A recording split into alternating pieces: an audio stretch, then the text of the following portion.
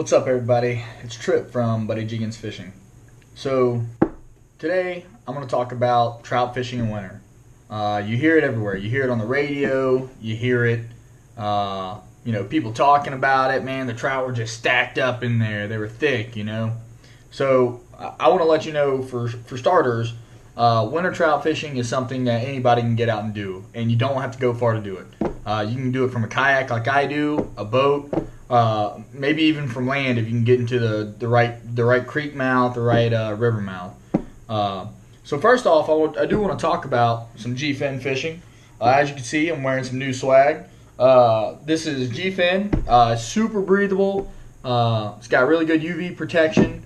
I think it looks really clean, especially in the digital camo. They have a lot of different colors. Personally, I like this one because it's orange and blue. It's kind of my thing, being a Gator fan. So I really like it, and the best thing, like I've said before, is it's local. It's right here in North Central Florida. I know the guy that built the company, and he's a really good dude and provides a really great product. So if you need some new fishing gear, you need some hats, some apparel, go to G-Fin Fishing, check them out on Facebook, and see what they're up to, okay? So winter trout, where are they? Where I like to target them is in creek mouths or in river mouths. And this can be anything from the mouth of the Waukesasa, Steinhatchee, or Crystal River, or just a creek that you stumble across, in summer, that it's got a good deep spot right there in the mouth. The trout will stack up in these places, and there's a reason why they do that. The reason being is, in winter in Florida, we don't fish, 30 degrees every day, right? We have cold fronts. We have these spells that come through, they get it cold for a few days, and then all of a sudden it warms back up. So what these trout do is they get down in this deeper water because it's actually warmer than it is in other places. We think usually deeper water is cooler water. If you're swimming in the river, in Jenny Springs, midsummer, you dive down 10 feet, it's going to be cooler. Well, there's a reason it's warmer in winter. So if you were to take and drop an ice cube in a huge cup, the bottom of that cup of water will actually be warmer than the top because that ice cube can only do so much to cool it. It's the same thing with our atmosphere, okay? It gets 30 degrees outside, right? And that ambient temperature up there on top of the water, it can only cool so far down into the water column before that cooling stops. So then that bottom few feet of the water column is actually going to be warmer than the upper few feet. So that's why these trout are stacking in there. They're getting in there thick, and they just get down there to warm up. The bad thing about cold weather is that it slows everything down, right? When you're good and you're cold and you're sitting on your couch, what do you want to do? You don't want to get up and go to the fridge. You wish somebody would bring you over a plate of warm food because it's too cold to be getting up and doing stuff. Fish are the same way. Fish want you to bring them their food. They don't want to have to search for it. So the good thing about it is they're all in one place, and if you can have the right presentation, you can get those fish. So what do I use to catch them? The easy way, get a shrimp, live shrimp in a popping cork, occasion thunder, set it 2 or 3 foot deep, and just work around until you find them. That's the easiest way to do it. That's not how I do it, though. I like doing things the hard way. One of my favorite baits to use is the Mirror Lure MR17. It's a small suspending twitch bait. I like the Mardi Gras color, and I like using the Inshore Procure on it because that scent is pretty much my universal go-to unless I'm using a shrimp pattern. If I'm using a shrimp pattern, then I'll use the actual shrimp Procure.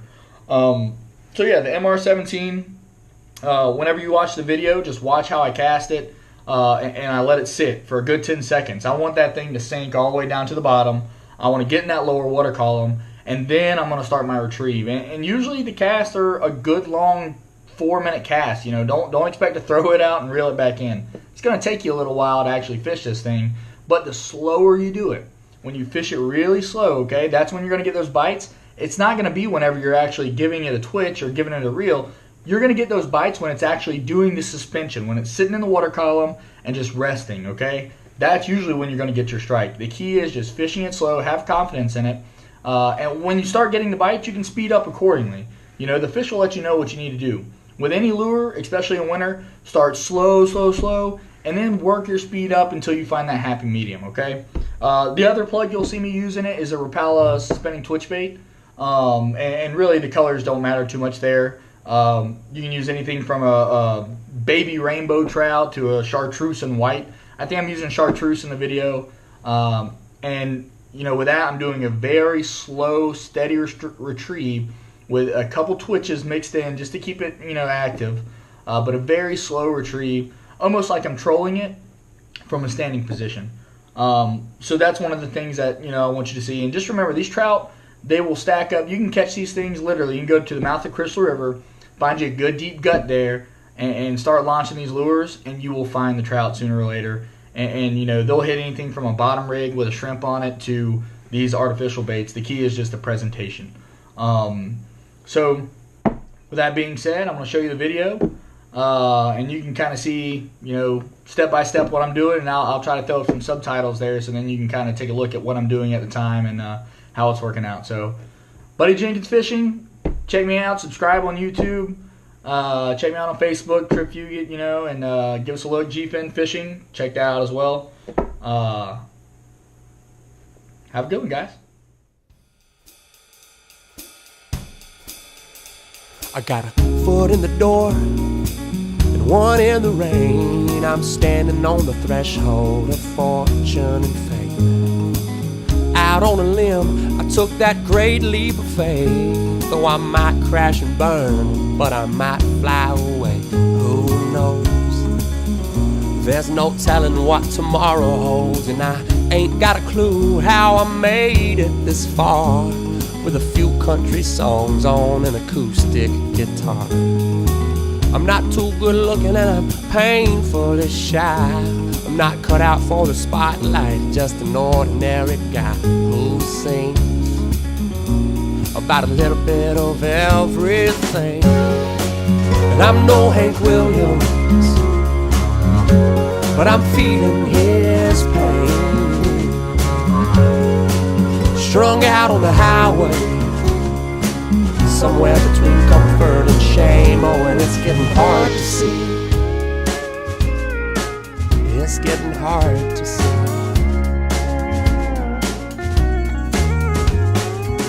Ain't got a new car, no mansion on a hill, just a 3-bedroom house and a whole bunch of bills. It's hard to get rich when everyone wants a cut, and all your family and friends, they keep hitting you up for cash. All the money burns too fast, and my wife's worried, sick, afraid that I won't be true. She's seen all the movies, knows what the highway can do. But I made a promise, praying my soul to keep, so that my little boys won't be ashamed of me one day. Lord, keep these pretty girls away. I'm no Hank Williams, but I'm feeling his pain. Stretched out in the backseat, a good man driven to drink. Oh, and it's getting hard to see. All that I wanted was my chance to provide.